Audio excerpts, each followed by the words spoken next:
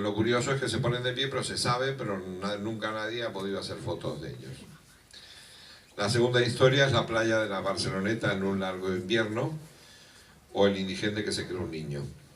Aquí hay un recorrido de la Barceloneta desde sus inicios. La Barceloneta antes no existía, es un espacio creado, tomado por el ejército para tomar un espacio sobre la tierra.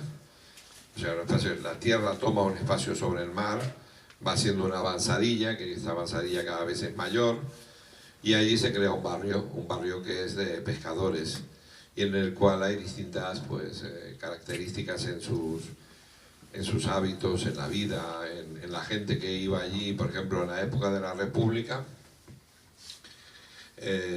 Luis Companys decía que la gente no tenía que sentirse triste, no sentirse con miedo, y entonces se hacían grandes comidas y grandes fiestas en la Barceloneta, con música y músicos, pero eran fiestas populares en que cada uno traía aquello que tenía o que podía llevar, y donde había un cantante de ópera con una nariz muy grande, un cantante de ópera ya un poco alcoholizado y que la voz ya no le daba para hacer lo que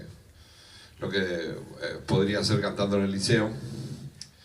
Y entonces con sus hijas, que eran también un poco estrambóticas y digamos bailaban en un ritmo, y en lugar de pedir limosna lo que hacían era sortear pues una sandía, o sorteaban un ramo de flores, o sorteaban cosas. Entonces aquella Barceloneta se ha ido, digamos, perdiendo. Los pescadores sí que hay alguno que todavía está allí. Y luego los indigentes. Los indigentes es algo que lo vemos a diario, personas que han podido tener, digamos, una situación desahogada, o en este caso una persona que cuando pasa de la niñez a la edad adulta no es capaz de adaptarse a una sociedad que está llena de crueldades y que, digamos, no le va a dar pie a que una persona así desarrolle su propio ser, ¿no? Y que se refugie en eso, en continuar siendo un niño, y se refugie en considerarse a sí mismo como un niño, y con la compañía de su perro como único amigo, ¿no? El perro que no tiene, que los perros que no suelen tener a pedir demasiado y suelen dar bastante cariño a sus semejantes. Claro, cuando somos niños, el otro día lo escribía en una dedicatoria, cuando somos niños nadie nos dice que cuando tenemos que crecer cómo va a ser el mundo que nos vamos a encontrar. Ni siquiera lo imaginamos cuando pasamos de la niñez a la edad adulta. Bueno, esa es la segunda historia, y hay algún compañero que me decía que le gustaba mucho, incluso ahora hay un trabajo de un muchacho que lo está para sacarse un máster, que está haciendo un estudio del cuento, y lo está traduciendo al inglés además. O sea, el estudio lo está haciendo en inglés. Después viene la tercera historia, que es un sapo sobre el hombro izquierdo, que reza sobre las brujas de Sagarramurdi, en la época del paganismo que había en Europa. ¿Y por qué lleva este título? Porque antiguamente se dice que las brujas recogían un sapo, lo adoptaban y le enseñaban a hablar. Y entonces lo colocaban sobre su hombro izquierdo. Y estos pues le pedían consejo a él, igual que el cuervo. Es un animal mensajero entre este y el otro mundo. Bueno, su piel tiene ácido lisérgico, y este cuento versa sobre eso, sobre toda la zona de Sagarramurdi. Está escrito mucho antes de que aparezca esta película de las brujas que hemos visto, y es un poco más liviano con la figura, digamos, de la bruja como una persona muy ligada a la naturaleza, ligada a la tierra, y con muchas cosas en conocimiento de los árboles y del mundo oculto que estas mujeres tenían, digamos, contacto. Aquí también aparecen brujos y aparecen las comidas y las cosas que ellos allí hacían. El cuarto cuento es Yo fui un monstruo, se llama La fealdad de la tragedia, y versa sobre todo de la relación que tienen las personas que nacen con una diferenciación con respecto a los demás, que son monstruosas, que son diferentes porque tienen una anomalía física, y entonces, no sé, como el hombre elefante o alguien que le falta algún miembro, o es cojo, o es ciego. Todo esto en épocas en España, en épocas negras, pues era motivo de risa y de escarnio. Ahora, gracias a Dios, ha ido desapareciendo todas esas actitudes, bastante, pero no significa que no existan todavía personas que hagan este tipo de burlas o de chanzas, sobre todo, por ejemplo, ahora en lo que conocemos como el bullying en los colegios, o burlas que se pueden hacer a través de internet, amparándose, digamos, en que no van a tener ninguna respuesta. La monstruosidad en épocas fue motivo en la época de Víctor Hugo de enseñar a la gente. Entonces vemos una obra que es la de la sonrisa, bueno, es una de las obras fundamentales de Víctor Hugo, El hombre que ríe. Y entonces figura que es un niño que le cortan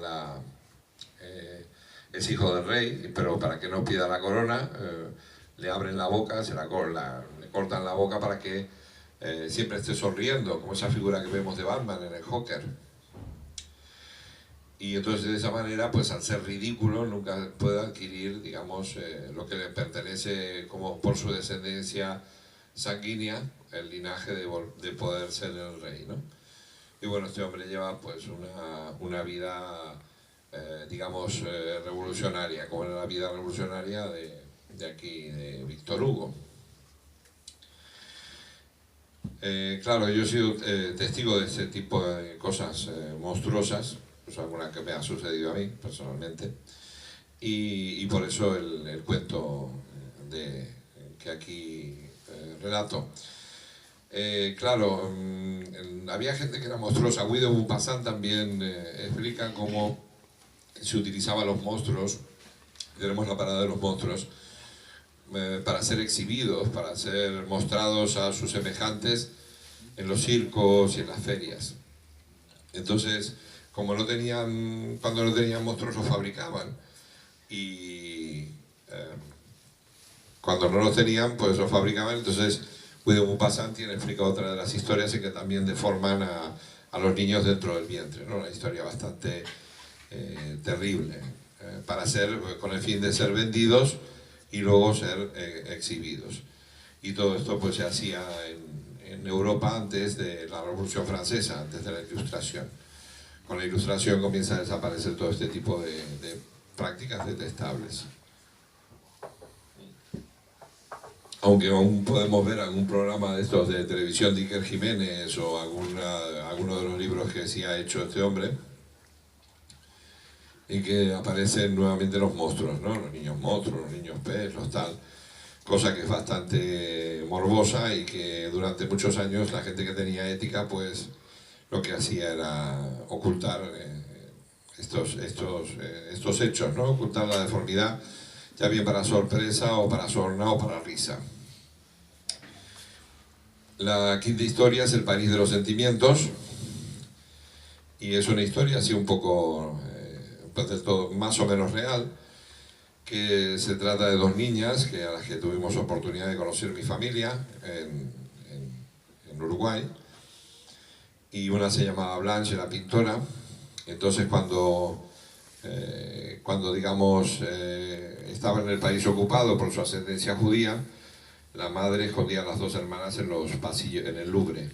Las niñas se movían en los pasillos, llevaban libretas, llevaban cosas para apuntar, y los mismos celadores o guardianes les pasaban material, tenían un sitio, una sala para esconderse, ellas también, y lo que hacían era copiar algunos de aquellos dibujos que veían, y más tarde pues estas dos niñas se convertirán en dos grandes pintoras. Una de estas pintoras era bastante importante en Uruguay y Argentina, entre la gente, digamos, de clase alta. Cuando viene otra vez en marcha, se casa con un señor argentino de origen también sefradí y se van a vivir a Buenos Aires. Este hombre es, digamos, estudioso de la energía nuclear, pero como tiene ascendencia judía, cuando viene el gobierno peronista, tiene nuevamente que, como el peronismo está bastante ligado, digamos, al nacionalsocialismo, ya en la época de Perón, y ahora lo que vemos en estos atentados que hemos visto en la sede del AMIA y todo eso, también hay unas conexiones, digamos, nazis en todo eso. Entonces tiene que volver a marcharse. Marchan otra vez para París, pero aquel París ya no es el París ocupado por los nazis, ni es el París, digamos, solidario. Aquel París hay otro tipo de plaga, y esa plaga es la inhumanidad, digamos, de aquel sistema, la lejanía que tiene con los sentimientos de la gente, y una sociedad de consumo muy exacerbada que hace que cada uno viva dentro de sus casas sin ser demasiado solidario. A mí me recordó cuando estuve por allí, en París, y esta mujer en su propia depresión por todas las cosas que le habían pasado en la vida, pues iba siempre mirando al suelo. Y al mirar al suelo veía las cloacas, unas cloacas que hay en esta ciudad, alrededor de los árboles, que están hechas de hierro colado, con unos diseños bastante curiosos. Entonces ella se dedicaba a dibujar y a pintar estas geometrías. No con la vista alzada, sino con la vista en el suelo, como están o como caminan las personas que están tristes. ¿Por qué es el París de los sentimientos? Porque ella busca en un momento determinado o se imagina que en algunos espacios podrá viajar a un sitio que sea así, en el cual, a un París distinto, a un París en el que ella conoció. Y ya la última historia es la del televisor Motorola y compañía. Y aquí es una historia también un poco de tono autobiográfico, que cuando apareció el primer televisor, o el segundo, habían comprado allí en la calle Convención en Montevideo, Westinghouse lo había traído